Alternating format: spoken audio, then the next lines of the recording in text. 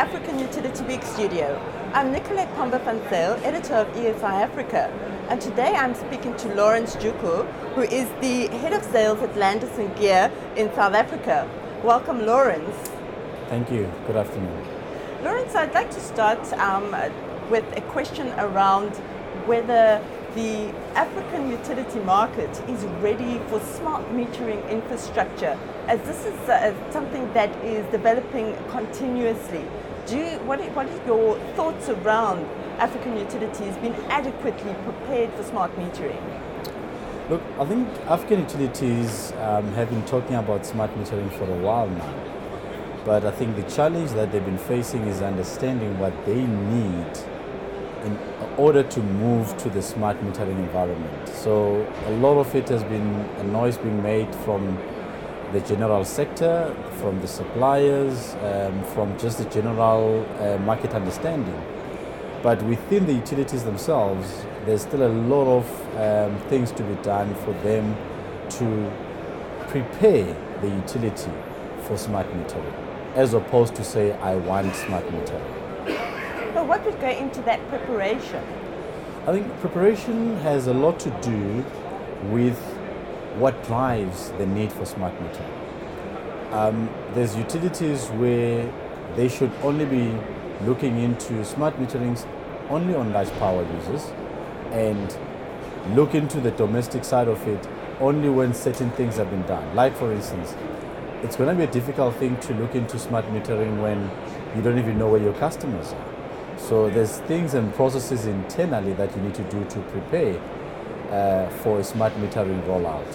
But the easiest one is to start by saying, why am I doing it and what's going to be the benefit for me? Not because it's a buzz in the industry. So knowing your customer is so important. But what else would a utility need to delve into in order to decide on which technologies to buy into? I think if you look into smart metering and you look into the future, the first thing that they really need to look into is in relation to the data that is going to be generated from smart meters. What are they going to do with it? How are they going to store it? Are they going to also be using it for other things in relation to whatever is going on in the country?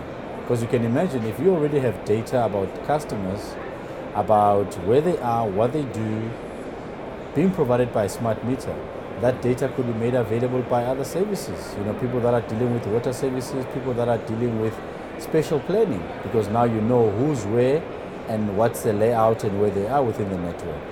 But because the future of smart metering is so close to the so-called Internet of Things as well, you cannot just think that in isolation and say, I want a smart meter because I want to bill my customers faster, but you must now start saying, what is next, and prepare for it now as opposed to wait for it later. You mentioned the Internet of Things. IoT is something that comes up quite a bit. Yes. And this then also looks at cybersecurity. But I think for a utility, the importance is around bringing down theft and increasing revenue. How do they then take those aspects as well as the cybersecurity into consideration? I think if you look into what utilities must think about around smart meters, cybersecurity, and obviously securing the revenue, is the primary function of them thinking about smart meters, it must be about increasing and securing revenues. Obviously, in the age, if you look into what happened recently with the cyber attacks around the world that shut down the health system in UK, obviously the reality of security in terms of cyber security with these systems being open and being online is there, which then means they need to be proactive in terms of what needs to be done. Hence, I refer to data integrity, data availability, because all these things now is all about data. And if somebody can access your data or corrupt your data, your utilities as well as dead, because you cannot bill, you cannot switch off, you cannot get your money.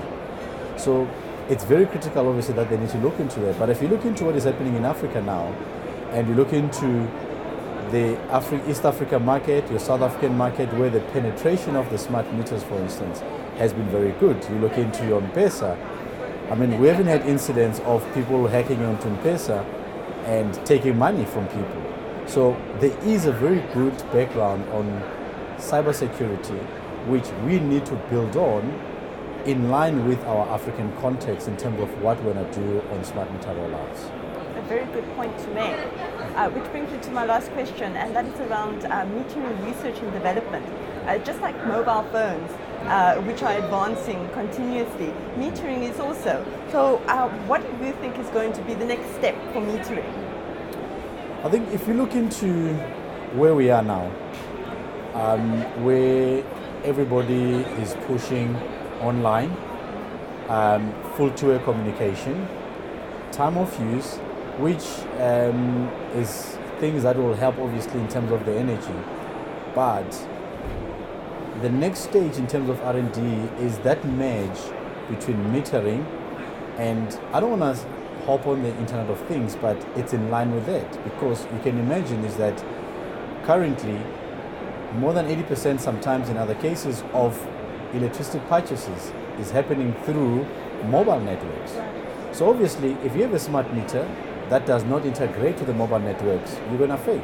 So you're going to see this convergence of smart meter to your telecom sector in terms of ease of operations, applications that are running through there, and obviously ultimately which is the buying pattern. Because if I am in a country where I live my life through M-Pesa, if you put a smart meter, the smart meter should be able to do the same. I should be able to transact on M-Pesa, send the token via the telecoms network to my meter, and that convergence then starts happening between the telecoms as well as the metering sector. And that is where I see the next revolution in terms of the R&D within the smart meter.